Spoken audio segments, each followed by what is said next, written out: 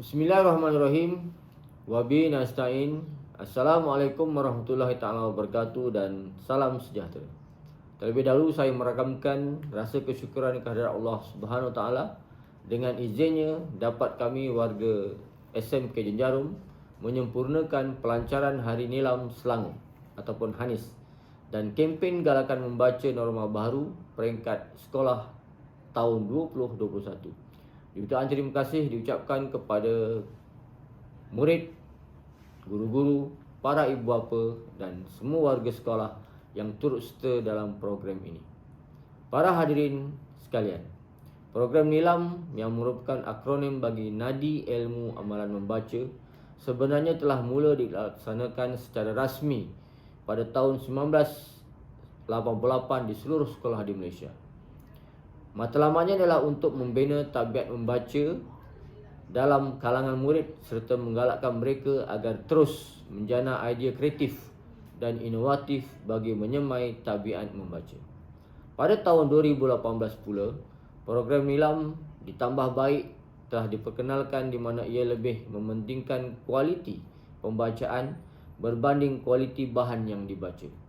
Terkini, Yang Berhormat Menteri Pendidikan Malaysia telah melaksanakan pra-pelancaran kempen Dekad Membaca Kebangsaan 2020-2030 pada 13 Disember tahun 2018. Hasrat Kementerian Pendidikan Malaysia adalah untuk menjadikan Malaysia sebagai sebuah negara membaca pada tahun 2030. Bagi tahun 2021, semua murid perlu merekod bahan bacaan Nilam menerusi sistem IQ Nilam yang telah dibangunkan oleh pihak KPM.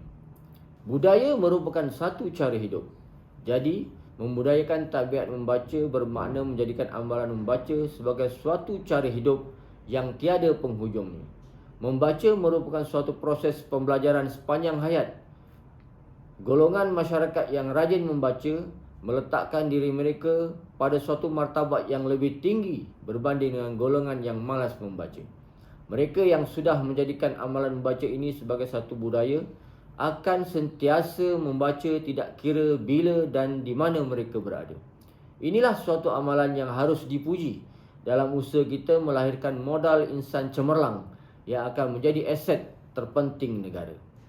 Namun, di kesempatan yang ada ini, suka saya menegur sikap segelintir pelajar kita yang hanya membaca sekadar untuk peperiksaan. Selesai menghadapi peperiksaan, mereka tidak sudi lagi untuk menyentuh buku-buku atau sebarang bahan bacaan bercorak ilmiah. Senario ini jelas menunjukkan bahawa mereka tidak menjadikan amalan membaca sebagai satu budaya atau suatu proses kelangsungan pembelajaran. Kegagalan membudayakan amalan membaca inilah yang menyebabkan masyarakat dan negara kita akan terus ketinggalan. Hadirin sekalian, membaca itu jambatan ilmu. Membaca memperkasakan bangsa.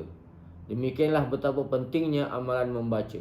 Sesungguhnya menerusi pembacaan, kita dapat mendekati dunia luar dan menerokai dunia tanpa sempadan ini. Buku-buku atau ensiklopedia dapat membuka horizon kita kepada ilmu yang lebih luas, melampaui ilmu yang terkandung dalam buku-buku sekolah atau buku-buku teks. Sesungguhnya juga untuk mendapatkan maklumat dan informasi, bukan hanya buku yang menjadi sumbernya. Surat khabar, majalah, buletin, jurnal, novel dan kemudahan internet yang dapat menjadi sumber rujukan buat para pelajar yang inginkan fakta-fakta dan maklumat terkini tentang sesuatu perkara. Pokok pangkalnya, seseorang itu harus gigih dan rajin membaca dan mencari maklumat yang dapat menolongnya menerokai hidup dengan lebih yakin dan selesa. Pada akhirnya, pelajar-pelajar akan mencapai kejayaan yang cemerlang dalam kehidupan masing-masing. Hadirin yang saya muliakan, sebelum saya mengakhiri ucapan ini, saya berharap supaya semua murid, guru dan warga sekolah, termasuk ibu bapa, dapat melibatkan diri dalam apa jua aktiviti galakan membaca selain daripada program Nilam di sekolah. Moga dengan adanya program-program seperti ini dapat menyemai tabiat membaca di kalangan kita dan seterusnya diwarisi kepada anak-anak generasi seterusnya. Akhir kata, dengan lafaz Bismillahirrahmanirrahim, saya melancarkan pelancaran Hari Nilam Selangor dan kempen galakan membaca norma baharu peringkat SMK Jejarum tahun 2021. Sekian, wabillahi taufik wal hidayah. Wassalamualaikum warahmatullahi taala wabarakatuh. Jagoan.